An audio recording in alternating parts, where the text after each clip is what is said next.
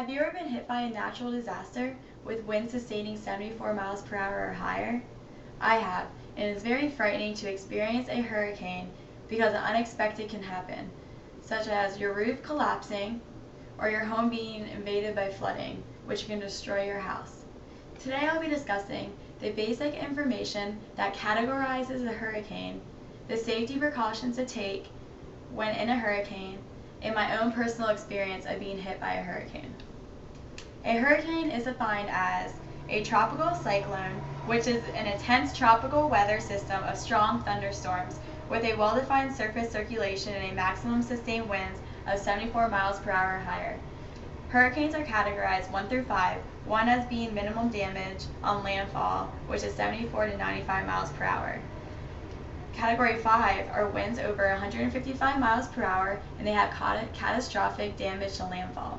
Sometimes a Category 1 can be worse destruction due to tornadoes that can be inside the hurricane.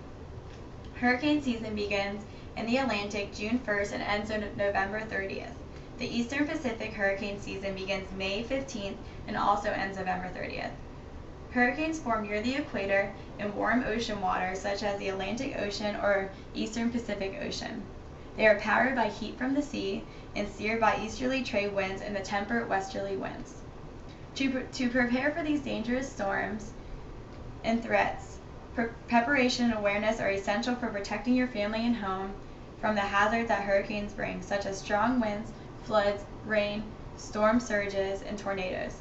First, you need to develop a family plan. Make sure everyone in your house knows where to go and what to do when the storm hits. You need to create a disaster supply kit with water, food, first aid, flashlights, radio, batteries, fuel, important documents, pet care, and blankets. Make sure you have a place to go. If you don't feel your house is safe enough, make sure you can go to a shelter nearby. If you are staying at your house, make sure you secure your home. You need to board up all your windows and doors and remove all your lawn equipment and furniture. The aftermath can also be very dangerous. When you're walking or driving, make sure you proceed with caution due to debris that can be in the street. Make sure the buildings you enter are secure and will not collapse. Water may be contaminated, so be careful and watch out for dangling power lines. Insurance claims may also need to be filed.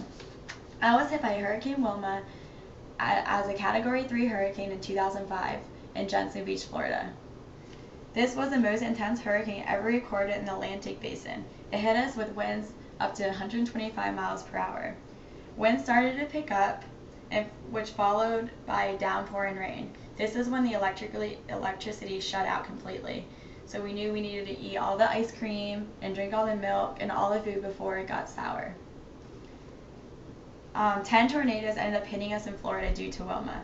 My house was lucky and was not hit, but other houses in my neighborhood were. There were 62 deaths reported and over $30 billion in damage, which was the fourth most costly in U.S. history. After the hurricane, my family and the family that was staying with us went out to inspect the damage. It was very sad. The whole entire streets were covered with debris. There was trees all over, fallen all over everyone's houses. The porches and the screens were all ripped up and thrown. All the shingles in the roof were destroyed. There was up to 6 billion people left without power for 3 weeks, and my house was one of them. Here's a statement from Edna Foe, who was a professor of psychology.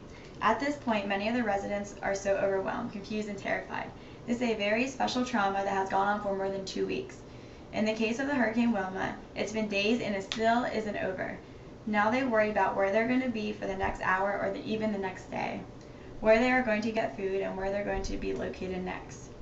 So you can see that hurricanes are very dangerous but are predictable, so you can be well prepared for them in the future.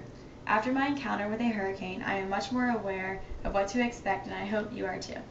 Thank you.